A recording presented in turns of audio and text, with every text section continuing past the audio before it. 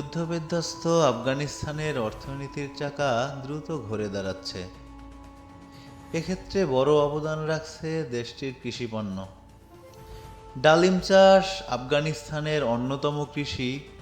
দেশটিতে প্রচুর পরিমাণ ডালিম চাষ হয়। এ ফল উৎপাদনে ও রপ্তানিতে শীর্ষ দেশগুলোর মধ্যেও অন্যতম আফগানিস্তান।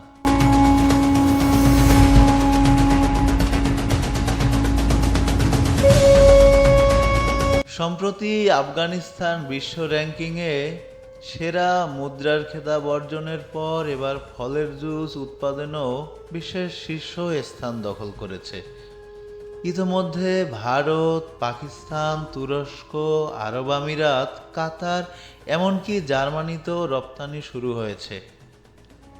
বর্তমানে এই ডালিম এবং ডালিমের জুস বিক্রির মুনাফায় তালেবান সরকারের অর্থনৈতিক বৈদেশিক মুদ্রার রিজার্ভ দ্রুত বৃদ্ধি পাচ্ছে।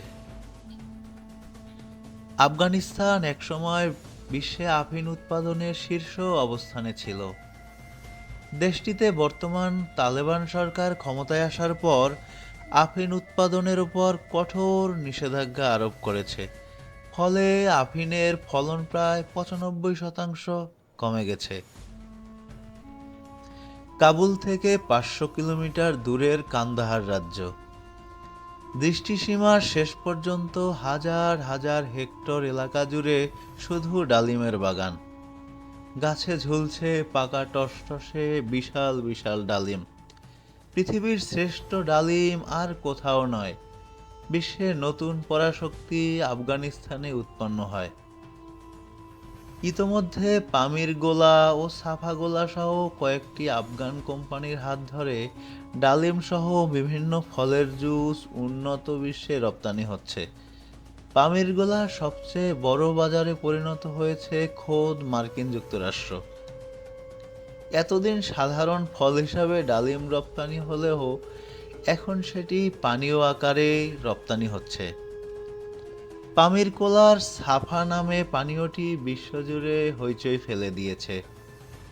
এটিকে বিশ্বের সবচেয়ে বেশি বিক্রয়যোগ্য কোকা-কোলার বিকল্প এবং স্বাস্থ্যকর পানীয় হিসেবে ভাবা হচ্ছে।